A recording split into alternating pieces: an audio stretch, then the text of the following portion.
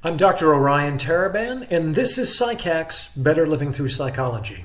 And the subject of today's short talk is theory of mind. Theory of mind is a technical term from psychology. It's a little clunky, but it basically means that we tend to believe that other people think the same way that we do. Each of us only has direct access to that portion of our consciousness of which we are aware, or could conceivably become aware. However, we tend to project that portion into the minds of everybody else in order to make interpersonal interaction efficient, let alone possible. We tend to engage with others through that projected portion of our own consciousness. On the whole, this is sort of a necessary evil, for lack of a better word, because it's just not possible to directly experience the content of another person's consciousness. And on some level, it's safer to assume that, despite all our differences, we have more in common than we don't. Like, for example, we assume a certain preference to avoid pain and disrespect in other people on the grounds that we ourselves would prefer to avoid those things.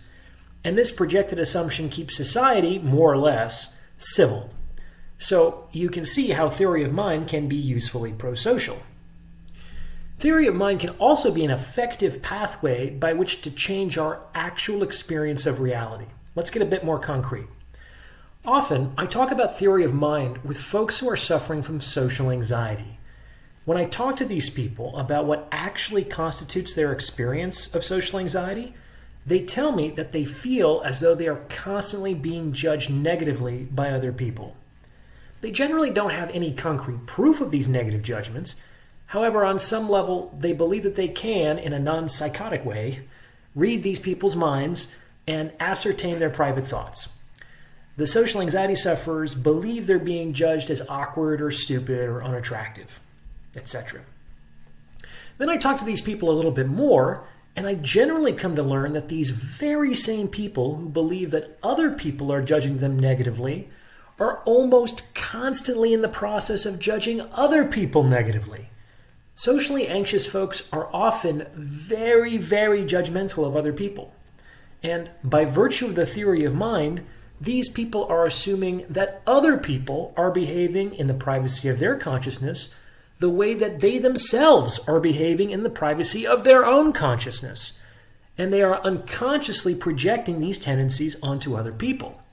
Basically, if I'm judging other people negatively on a consistent basis, then I'm going to assume that other people are doing the same thing as a matter of course. So, what does this have to do with changing our experience of reality? Well, in this case, we can change our experience of reality by altering the content of our own consciousness. For instance, with socially anxious folks, I typically ask them to become increasingly mindful of their own negative judgments of others and to restructure those judgments using the block and replace technique. And when they start to generate some momentum in this direction, and the frequency and intensity of their negative judgments of others begins to decline, lo and behold, all of a sudden, people don't seem to be as judgmental as they used to be. It's fascinating. And this, I think, is how we can potentially understand the Buddhist admonition to change the world by changing yourself. It's through the function and process of the theory of mind. If we change the content and structure of our own consciousness, then, by virtue of this unconscious projection that on some level we can't really control, we come to live in a world that's increasingly aligned with these changes, inevitably and by default. On some level, it can't not occur. So that's what I'd like you to consider. To what extent can I intentionally change my own perceptions of reality to create an experience of reality that's more aligned with my own self-interests? So that's what I have for you today. If you'd like to suggest a topic for a future episode or to schedule a consultation, you can reach me at psychackspodcast@gmail.com. Thanks for listening.